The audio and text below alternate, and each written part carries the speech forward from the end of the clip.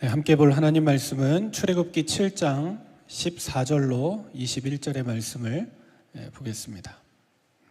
출애굽기 7장 14절에서 21절.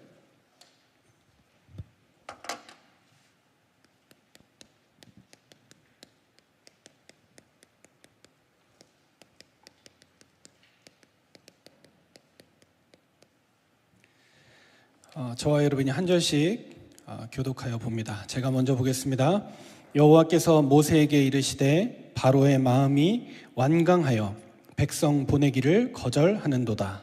아침에 너는 바로에게로 가라. 보라, 그가 물 있는 곳으로 나오리니 너는 나일 강가에 서서 그를 맞으며 그 뱀 되었던 지팡이를 손에 잡고 그에게 이르기를 히브리 사람의 하나님 여호와께서 나를 왕에게 보내어 이르시되 내 백성을 보내라.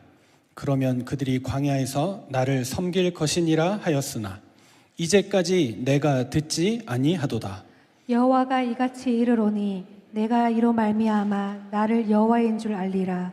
볼지어다 내가 내 손의 지팡이로 나일강을 치면 그것이 피로 변하고 나일강의 고기가 죽고 그 물에서는 악취가 나리니 애굽 사람들이 그 강 물 마시기를 싫어하리라 하라. 여호와께서 또 모세에게 이르시되 아론에게 명령하기를 내 지팡이를 잡고 내 팔을 애굽의 물들과 강들과 운하와 목과 모든 호수 위에 내밀라 하라. 그것들이 피가 되리니 애굽 온 땅과 나무 그릇과 돌 그릇 안에 모두 피가 있으리라. 모세와 아론이 여호와께서 명령하신 대로 행하여 바로와 그의 신하의 목전에서 지팡이를 들어 나일강을 치니 그 물이 다 피로 변하고 나일강의 고기가 죽고 그 물에서는 악취가 나니 애굽 사람들이 나일강 물을 마시지 못하며 애굽 온 땅에는 피가 있으나. 자, 25절까지 봅니다. 제가 먼저 보겠습니다. 애굽 요술사들도 자기들의 요술로 그와 같이 행함으로 바로의 마음이 완악하여 그들의 말을 듣지 아니하니 여호와의 말씀과 같더라. 바로가 돌이켜 궁으로 돌아가고 그 일에 관심을 가지지도 아니하였고 애굽 사람들은 나일강 물을 마실 수 없으므로 나일 강가를 두루 파서 마실 물을 구하였더라. 여호와께서 나일강을 치신 후 이래가 지나니라. 아멘. 우리 첫 번째 재앙, 이제 재앙의 시작이라는 제목으로 말씀을 나누겠습니다. 이전에 보면 똑같이 모세가 바로에게 가서 지팡이를 가지고 던지니까 그게 뱀이 되고 다시 붙잡으니까 또 지팡이가 되는 이런 이적들도 나타납니다. 7장 8절에서 13절에 보면 우리가 읽은 본문 이전에 보면 이제 이런 장면도 나옵니다. 그럼 무슨 의미가 있느냐? 맛보기라고 보면 될까요? 이제 재앙이 올 건데 이런저런 상황들 가운데 처음으로 왕궁에서 얘기하는 겁니다. 왜냐? 우리 하나님은 악신이 아니에요. 악신은 지 맘대로거든요. 귀신이여 내게 오소서 해서 오는 게 아니라 악신은 막 들어와요. 그래서 아니 목사님 저기 귀신 받는 사람들 그 강순무라 그래가지고 귀신이 임해서 신 받는 사람들 있잖아요. 무속인들, 역술인들. 그 사람들은 자기들이 오세요라고 해서 받는 게 아니에요. 이미 신병이 와 있기 때문에 안 받을 수 없어서 마지막에 빗장을 풀어 해치는 것뿐이에요. 도망 다녔는데 가족까지 막 건드려요. 나중에는. 그러니까 안 받을 수가 없으니까 자식을 받게 하겠습니까? 그러면 정상적인 부모라면 내가 이거 감수하고 말지 하고 해서 자기가 받는 거예요. 그게 악신이 하는 일이에요. 그래서 빙의라는 건 나하고 영적인 존재하고 하나 돼서 하는 게 아니라 나하고 상관없이 내 안에 들어와서 내 마음대로 헤집어 놓고 내 입을 빌려서 엉뚱한 소리 나가게 하고 그렇게 만드는 거예요. 근데 우리 하나님은 어떤 분이세요? 바로의 왕궁에 쳐들어가서 그냥 다 싹 다 뒤집어 놓으면 끝날 건데 하나님이 인격적인 분이세요. 찾아가서 내 백성 내보내라 말씀하시고 역사하시는 거예요. 그 맛보기를 봤을 때 바로가 정신을 차려야 되는데 못 알아듣는 거예요. 그걸 뭐예요? 하나님 믿지 않는 자들의 상태. 왜 마귀가 역사 안 하느냐? 아니요, 그 사람들을 마귀는 완전히 사로잡았어요. 그 미국에 돌아가는 사건들 보십시오. 전쟁, 번성, 돈 잘 버는 수단, 대박 나는 수단이 전쟁이거든요. 그런 걸로 활용해서 하나 돼서 돌아가는 거예요. 똑같이 가는 거예요. 그게 세상 흐름이에요. 저와 여러분은 올바른 언약을 붙잡아야 되는데 하나님의 응답이 저와 여러분 속에, 마음속에 주어지는 날 되기를 바랍니다. 자, 그래서 나일강이 나옵니다. 우리가 잘 아는 부분인데 뭘 말하죠? 애굽 문명의 상징을 말하죠. 왜 그렇느냐? 모든 문명이 강 중심의 사회로 시작됐으니까. 지금은 어떤 시대예요? 현대는 강 중심이 아니라 현대는 도시 중심 사회잖아요. 도시로 가야 돼요, 일단. 그래서 우리 부모님 세대들은 무조건 저 수도권으로. 왜냐? 가면 직장도 있고 뭐 어렵지만 지낼 때도 있고, 일찍 올라왔던 분들이 일찍 성공하고 나면 이제 저 시골로, 강으로 그렇게 얘기하는 그런 사회입니다. 무엇 때문에 그랬느냐? 그때는 농경사회니까요. 농사 지어야 되니까 물이 중요하잖아요. 그리고 먹을 수 있는 식수가 있어야 생활이 가능하니까요. 이것 때문에 경제도 움직이고 사회의 모든 부분들이 이루어지는데, 특히 강 같은 경우는 교통으로 사용되는 부분, 그러니 강 중심 사회가 될 수밖에 없죠. 왜냐? 생존이 여기에 걸려 있고, 이것 때문에 문명들이 시작이 됐고, 경제가 움직이니까.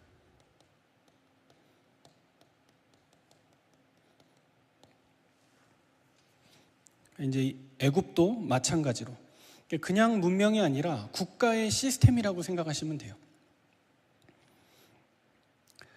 이런 것들이 움직여져야 되기 때문에 사람들이 이거를 그냥 강으로 보지 않고 이제 생명줄로 여기는. 왜 그렇느냐? 거기다가 이제 신적인, 신성하게 생각하는 부분까지 들어가니까 뭐가 나오죠? 하나님하고 맞지 않는 이제 나일강을 숭배하는 것까지 이제 들어가지는 겁니다. 영적인 존재이기 때문에 인간은 이렇게 되게 돼 있습니다. 영적으로 하나님 주신 것으로 보지 못하면 그것을 보고 절하고 그것을 섬기고 살아가는 존재. 근데 나일강이 지금 피로 변했다, 이 말은 뭐냐? 그 사람들에게 생명과 같은 그 나일강이 지금 죽어버린 거죠.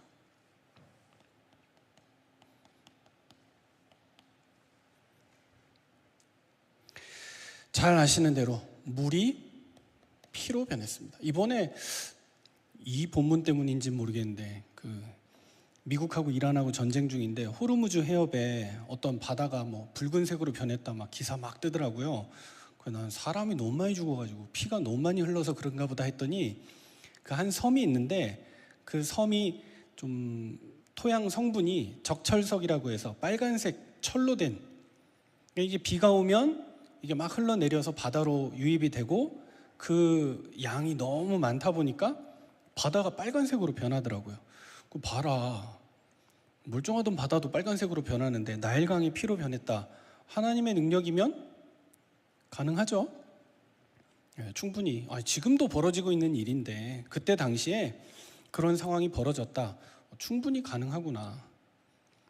너무 저와 여러분이 안 믿으니까 하나님이 저 이란에 있는 바다라도 어떻게 뒤집어가지고 빨간색으로 만들어서 봐라, 하나님이 하시면 가능하지 않느냐, 그 이야기죠. 물이 피로 변했더니 어떻게 합니까? 그러면 여러분, 첫 번째, 물고기가 살 수 있나요?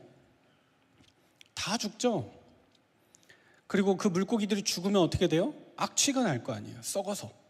그러니 당연히 식수가 안 되는 거죠.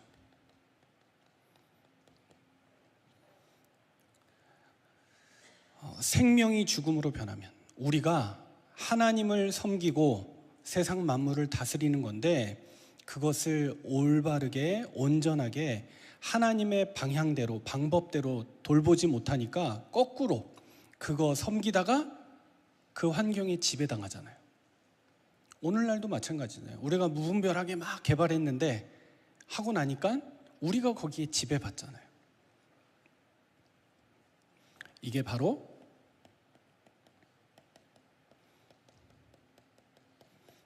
경고의 시작이었습니다.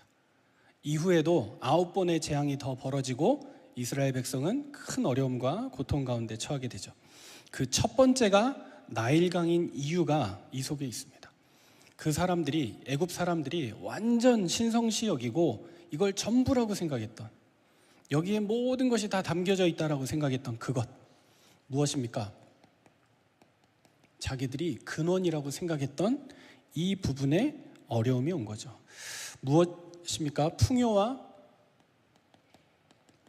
생명의 상징이라고 그렇게 생각했던 것 때문에 자기들이 정복을 받은 겁니다.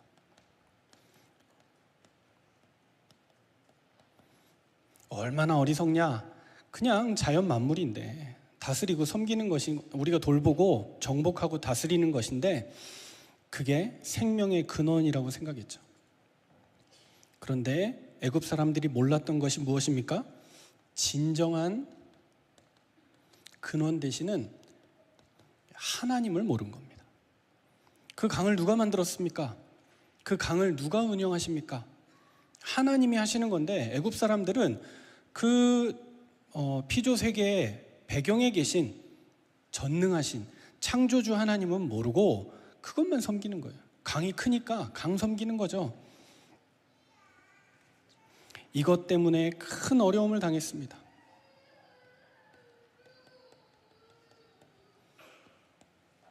그게 재앙이 시작이 되어버렸죠. 자기들이 생명처럼 여겼던 그것이 오히려 문제와 멸망의 시작이 되어버렸습니다. 그런데 어떻게 그 재앙이 임하느냐? 마구잡이로 불규칙하게가 아니라 하나님은 재앙을 주시기 전에 말씀을 주셨어요. 문제는 못 깨닫는 거예요. 못 알아들으니까 그 상황과 일이 벌어질 수밖에 없는 거예요. 그래서 하나님의 뜻이, 하나님의 계획이 그 현장 가운데 이루어지는데 우리가 주목해야 되는 건 뭐냐? 하나님은 문제와 사건 이전에 답을 주시는구나. 언약을 주시는구나. 그 언약에 우리가 주목하고 언약에 우리가 세밀하게 귀를 기울여서 주님의 뜻이 무엇일까 찾아야 되는데 그거는 잊어버리고 그냥 저것 때문에 우리가 잘 산다. 이게 다야. 근데 문제 나니까 아무것도 할 수 없어. 살 수가 없어. 그 상황 가운데 빠지는 높고 낮은 그 사이에서 고생하는 인생, 방황하는 인생. 흔들리지 않으려면 저와 여러분은 정확한 말씀을 찾아야 됩니다. 그래서 7장 14절과 21절에 하나님께서 친히 모세에게 이르시되, 모세에게 이르노니, 왜냐? 지금 일어나고 있는 일들은 전혀 어떤 불규칙한 일이 아니라 하나님의 뜻대로 일어나는 일들이었어요. 지금 그냥 진행되는 일이 아니라니까요. 분명한 하나님의 계획과 뜻 안에서 벌어지고 있는 일. 어느 정도냐? 7장 19절에 보시면 똑같은 이르시되가 나오는데 뭐냐? 모세야, 네가 알고 있는 이것을 가서 아론에게도 그대로 전달해라. 그래서 아론이 가서 바로에게 말해라. 이건 뭐예요? 이건 이상한 게 아니잖아요. 전에 모세가 하나님께 부름 받을 때 하나님, 저는 입이 뻣뻣해서 혀가 둔해서 말 못합니다. 그러면 하나님이 그래, 말 잘 못하면 좀 힘들지. 대변인을 해야 되는데 내가 다른 사람 보낼게. 안 하시고 아니야, 아론 있잖아. 아론 데리고 가. 하나님이 아론을 모세의 동역자로 부르셨죠. 지금 하나님은 모세하고만 하는 게 아니에요. 모세에게 얘기하실 때 네가 필요하다고 했던 그 사람, 내가 세운 그 사람하고 같이 동역하라, 이 얘기예요. 그러니까 이 말씀이라는 건 내가 계시 받아가지고 나는 말씀 전하는 사람이고 너는 듣는 사람이니까 계시대로 듣기만 해. 아니라니까요. 그 예수 그리스도 오기 전에 그 구약 시대에도 하나님은 모세뿐만 아니라 모세 옆에 있는 아론에게도 세상에서 제일 나쁜 말, 애들은 가라. 너는 몰라도 돼. 나쁜 말이에요. 할 수 있으면 설명해 줘야죠. 네가 나중에 가서 이해하겠지만 요런 상황이야. 요런 부분이야. 그냥 뭐 어른이 얘기하면 토달지 말고 들어. 이게 우리나라 교육이었는데 좋은 부분도 있죠. 예, 철든 사람에게는 이거 좀 되게 좀 심각한 분위기인가 보다. 어른들이 말씀하시는 게 중요하구나. 내가 껴들면 안 되겠구나. 이런 부분인데 그걸 얘기를 안 해주니까 애들이 너무 궁금하잖아요. 애들은 가라 어디서 나온 말이에요? 약장수들이 약 팔 때. 왜 애들은 가라 그래요? 돈이 안 되니까. 근데 약장수들이 모르는 거예요. 애들이 돈 되거든요. 전 세계적으로 여러분 큰 사업하는 사람들은 누구를 대상으로 장사해요? 애들 대상으로 해요. 돈 버는 사람들이 여자 무시하더라고요. 아니요, 전 세계 경제를 여자분들이 돌리고 있습니다. 못 깨달았네요 아직. 존중해야 된다니까요. 이런 부분들을 영적으로 깨달아야 돼요. 아론에게 말씀하시는데 이게 뭘 말하는 거냐? 이게 동역자의 원리예요. 하나님이 아론 세워라 그래놓고 하나님 아론 무시하지 않으세요. 그때 당시 임기응변으로 제가 말 못해요. 그래, 네 옆에 말 잘하는 사람 있잖아. 그거 데리고 가면 되지. 이 말이 아니었다니까요. 하나님은 모세가 구하는 것, 모세에게 필요한 것까지도 다 채워주시고 일하실 때도 그와 함께 하도록 역사하신 거예요. 하나님의 말씀이 왜 중요하냐? 7장 20절과 22절에 보면 완전히 성취되는데 우리가 살아있는 하나님의 말씀을 귀하게 여기는 이유가 무엇입니까? 성취될 말씀이니까. 많은 종교의 경전들이 있는데 그거는 다 사람이 쓴 거, 제자들이 쓴 거, 정리해 놓은 거, 읽으면 도움되는 거. 그런데 우리 살아있는 하나님의 말씀은 성취되는 말씀이에요. 그래서 우리가 이 말씀을 귀 기울여 듣고 이 말씀 가운데 힘을 얻는 거예요. 근데 어느 정도로 성취되느냐? 바로가 이 말을 가서 전하면 듣지 않을 거야. 그 말까지도 성취되는 말씀. 그래서 22절엔 얘기하죠. 듣지 아니하니 여호와의 말씀과 같더라. 모세야, 네가 가서 얘기하면 내가 마음문을 활짝 열어가지고 잘 듣고 그대로 되게 해줄게. 하나님이라면 그러셔야 되는데 아니에요. 하나님은 이 모든 상황을 다 아시고 주장하실 때 말씀을 주시고 믿는 자는 그 말씀의 성취대로, 믿지 않는 자는 언약을 믿지 않고 하나님의 계획과 뜻, 분명한 것이 있는데 찾지 않았기 때문에 그거와 상관없는 일들. 그러니 복음 가진 저와 여러분에게는 구원의 역사와 말씀의 은혜, 왜냐? 먼저 우리가 알고 가는데요. 얼마나 기쁘고 즐겁습니까? 감사합니까? 그리고 시간이 지나 보니까 다 지나 보니 하나님이 모든 것을 정확하게 인도하시고 이끌어 가시는구나. 우리가 반복적으로 훈련하다 보니까 이제는 예배와 말씀이 얼마나 중요하고 소중한지, 작은 시간도 하나님이 내 기도, 내 신음소리까지도 들으시고 응답하신다는 사실을 알고 이제 저와 여러분이 진정한 축복 속에 들어가게 되는 거죠. 영적인 싸움의 특징이 뭡니까? 복음 모르고 하나님 말씀 안 붙잡으면 되게 부담되는 싸움이에요. 영적 싸움이라는 게 그래요. 엄청 부담돼. 어떻게 보이지 않는 마귀하고 싸웁니까? 근데 우리가 은혜를 받잖아요. 그리스도가 깨달아지잖아요. 그러면 너무 행복한 전투가 되는 거예요. 다 이긴 전투가 되는 거예요. 이미 승리한 전투가 되는 거예요. 이 축복을 우리가 받아야 됩니다. 거부한 바로와 그 애굽의 모든 현장은 재앙의 현장이 되어버렸습니다. 하나님을 거부하니까요. 심지어 너무 우스운 장면이 뭐냐?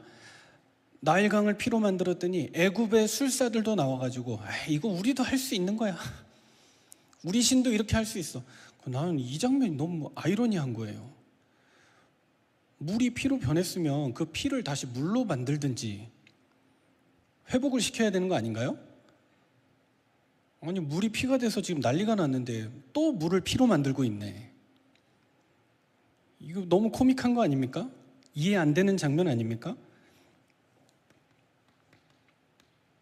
열심히 흉내 내는데 뭘 못해요? 생명의 역사는 흉내를 못 내요. 더러운 죄를 깨끗하게 하는 것은 세상이 할 수 없는 일이에요. 맞습니까? 하나님 떠난 죄인을 의인으로 만드는 것은 세상의 종교와 사회와 철학과 도덕이 할 수 없는 일이라고요.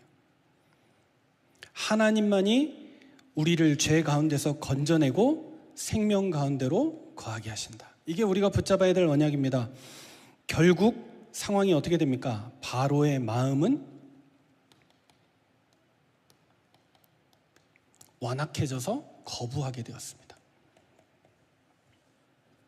무슨 말이죠? 아무리 대기적이 일어나고 역사가 일어나도 마음이 열리지 않으면 받아들일 수가 없는 거예요. 예배 아무나 드리느냐? 아무나 올 수 있죠. 그러나 아무나 드리는 거 아니에요. 신앙생활이요? 누구나 할 수 있죠. 그러나 아무나 하는 거 아니에요. 가다 보면 이런 일, 저런 사람, 저런 사건, 문제 참 많은데 그럼에도 불구하고 우리가 하나님 바라보고 교회를 섬기고 후대들을 섬기고 동역자들을 사랑하고 복음 안에서 한 길을 가려고 하나님 앞에 방향을 맞췄다. 어마어마한 축복이에요. 하나님 주시는 은혜예요. 이 믿음 가지고 저와 여러분이 서야겠습니다. 왜냐? 아무리 우리가 하고 싶어도 마음이 안 열리면 못하는 거잖아요. 마음이 편하지 않으면 될 수가 없는 거잖아요.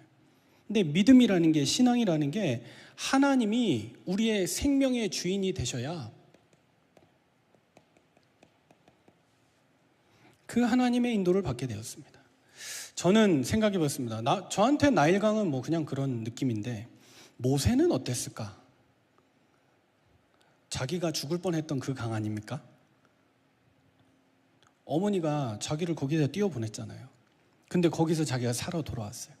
하나님의 생명의 역사를 보았던 그 나일강이 지금 피로 변했어요. 많은 생각을 했겠죠. 아, 이렇게 재앙의 현장인데 나는 구원받았구나. 내가 여기서 하나님께 쓰임받았구나. 근데 지금 저 나일강을 내가 움직이고 있구나. 이런 것들을 보면서 많은 것을 느끼지 않았을까요? 자, 애굽의 나일강에 피를 보았습니다.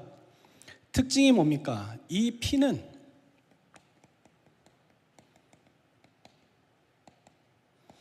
심판의 피인 거죠. 그럼 뭡니까? 구원할 능력이 없어요. 이해되세요? 나일강이 피로 변했는데 어쨌단 말이냐? 그 피로는 생명을 살릴 수가 없어요.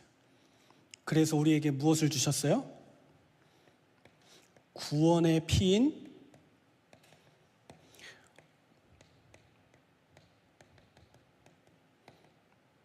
어린 양의 피를 주신 거예요.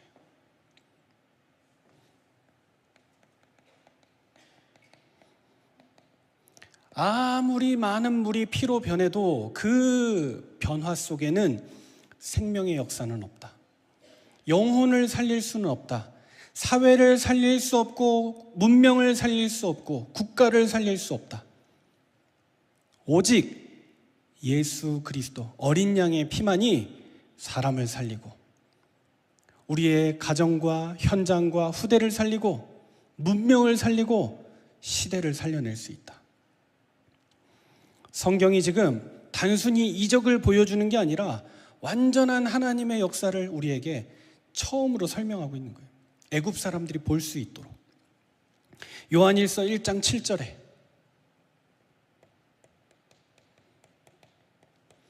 뭐라고 얘기하느냐? 그 아들 예수의 피가 우리를 모든 죄에서 깨끗하게 하실 것이요. 그래서 마지막에 이스라엘 백성이 나일강이 피로 변했는데 바로가 안 내보내줘요. 그렇죠? 뭘 봐야 돼요?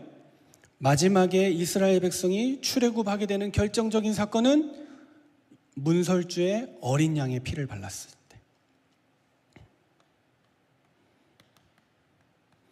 진리를 알지니 진리가 너희를 자유케 하리라. 예수 그리스도의 피로만 참된 자유가 있고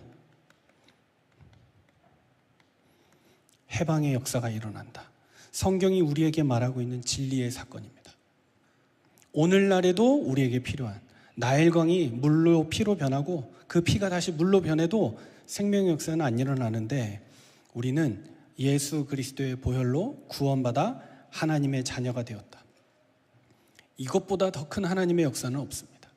그래서 재앙의 시작이었는데 이스라엘 백성에게는 구원의 역사가 시작되는 하나님의 결정적인 사건이었습니다. 우리가 기억해야 될 게 무엇입니까? 오직 어린 양의 피, 예수 그리스도의 보혈로만 참된 자유와 해방이 우리에게 주어진다. 애굽 문명의 근원을 치심으로 말미암아 그들이 믿고 있는 삶의 모든 중심 가운데 그 중앙에 있는 것을 하나님이 치심으로 말미암아 참 생명의 주인이 누구신지 하나님은 지금 드러내고 계신다. 저와 여러분은 말씀을 받고 그 은혜 속에서 승리하는 축복의 날 되기를 바랍니다. 기도하겠습니다. 거룩하신 하나님 아버지, 애굽의 나일강이 아닌 참 생명의 근원 되신 주님을 우리 안에 이 시간 예배 가운데 바라보게 하심을 감사합니다. 심판의 피가 아닌 어린 양 예수 그리스도의 보혈로 우리를 깨끗하게 하시고 구원하심에 감사를 드립니다. 말씀 앞에서도 완악해지지 않게 하시고 진리 안에서 참 자유를 누리며 살아가는 하나님의 백성 되게 하여 주옵소서. 이 감사와 기쁨을 가지고 하나님 앞에 예물을 드리오니 교회와 우리의 삶이 주의 나라를 위하여 쓰임받도록 주님 은혜를 더하여 주옵소서. 주 예수 그리스도의 은혜와 하나님의 사랑과 성령의 교통하심이 참된 구원과 생명의 시작을 가지고 하나님의 말씀 가지고 현장으로 나아가는 하나님의 백성들 머리 위에 이제와 영원토록 함께 있을지어다. 아멘.